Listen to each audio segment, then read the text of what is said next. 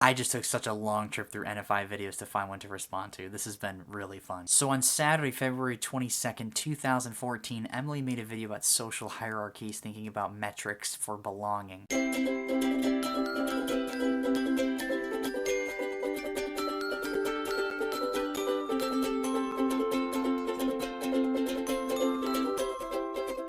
I'll summarize it just to the video. If you'd like to watch it, I'll link it below. It's like a 6-minute long video, but I'd see if I can summarize it quick. Her video was unscripted, but she really talked about how social hierarchies are really relevant because usually we're all accustomed to them during school. That's our first introduction to this game of status and belonging via image or different metrics than that. She specifically mentioned her brother as a football player when he was in high school, and him sharing a story of this one kid that didn't like to belong to social groups, but sort of thought he was too good for other people. But he didn't like to belong to a specific group of people. He was academically talented, musically talented, and he sort of got picked on and judged a lot over time in school. This made me think about, like, what are the metrics for belonging? What are the things that we should be focusing on, especially that young in an environment where it's so charged and useful? What are the default settings that are the bad pitfalls of belonging? Like the idea of I'm the center of the universe, or the idea that judgment is always correct, labeling people based off of their image or based off of like one experience you have with a specific group of people. Somebody bullies you from this specific group, so you decide to lump those people into a specific mindset of who they are and what they stand for. What are the pitfalls of going against the ability to imagine complexly? Because it's easy to judge in our lizard brain, right? Our brain has pitfalls and bias.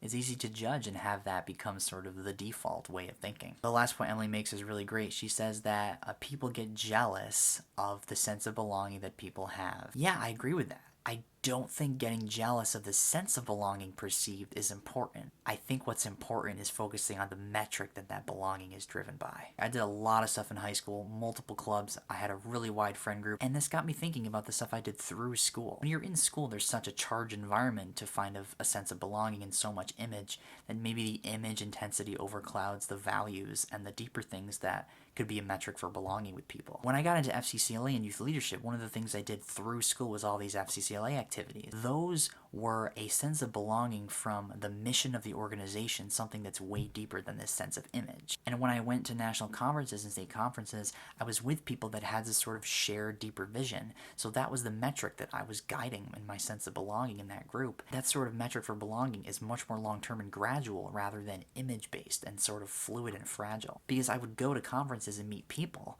that were way different than me, but we had this shared common mission that we were all trying to achieve together. Sort of the same sort of dynamic that I think about when I think about Nerdfighteria and Nerdfighters being united by this mindset of decreasing world suck and imagining complexly.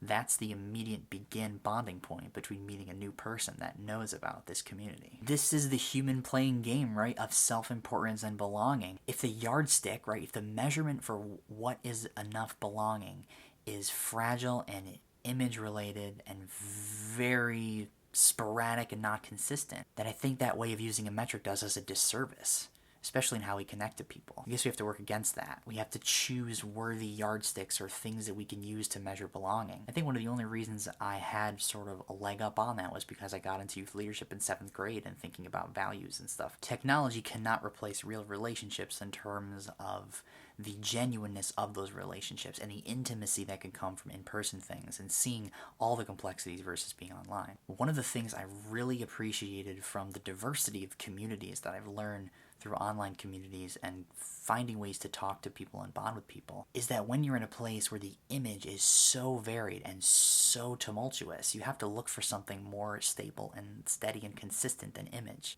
And the internet for me in online communities and being able to connect with people that way and then meet in real life in person, and it's still feeling like I'm talking to a friend, that get it clicking is great. And that means that the values are in common. The mindset and perspective of values that are tied to the collective identity of Nerdfighter hit really close to home because that thread that runs through every person that decides to commit to that identity, the values are probably in common. So yeah, that's thanks to Emily for making me think about that. We have to find out what like happy or grateful middle enough is in a lot of things. Finding out enough is way more interesting than thinking that more is always better and less is always worse, or that more is always worse and less is always better. It's the interactions that build the genuine relationships. It's up to every one of us to find out what that enough is. Sometimes that enough is an online community that you see every once in a while in long distance. Sometimes that enough is people in person. To figure out what that grateful, gradual, consistent enough is. So yeah, what do you think about all this? What have made you think about? As always, thanks for watching. Keep being you, and DFTBA.